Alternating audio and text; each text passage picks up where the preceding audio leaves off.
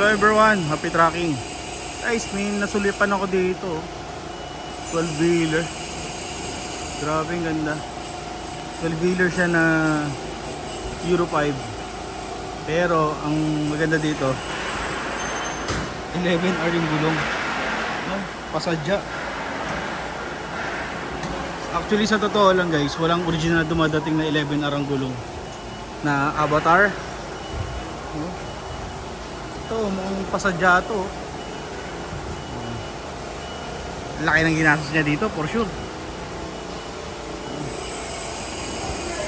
Tapos siguro to halos ang presyo niya pang ano, pang 10-wheeler. Pero talagang lip lahat. Alam nyo guys, pagka magpapalaki kayo ng gulong, maraming i-adjust dyan. Kasama na dyan yung hindi pa pala pinatimpla yung muli. Oh. Hindi ah. Nagpatimpla na rin pala. Tinimplahan na rin yung taas. Ito. Oh.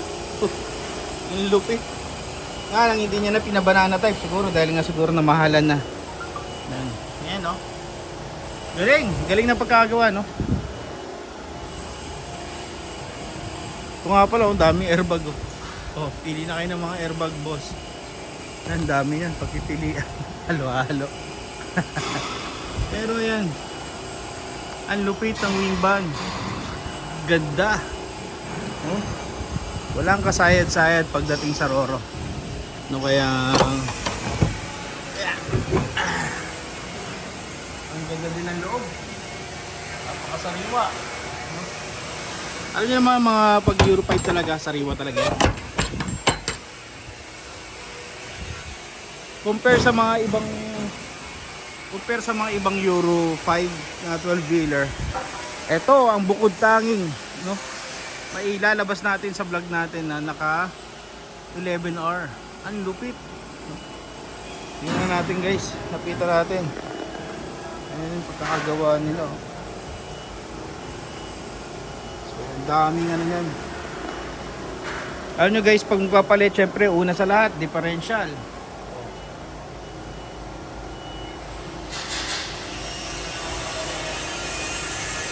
Tapos rewirings, no? Maganda kung yung differential talaga pinalitan. Kasi hindi pa pwede yung differential dyan na stock, walang hatak, kawawalan yung makina. For sure baka pinadelete niya na rin yung DPD niyan. So gato ginawa. Bakit no? Common na lang kasi guys yung sa mga video natin na nakikita yung loob. Grabe, lupit. So magkano kaya abutin? Guys, alam nyo, ang Avatar kasi presyo lang yan. Nasa around siguro nakuha niya to ng 1.9. Tapos masisya siguro dito mga around 2 million may hit.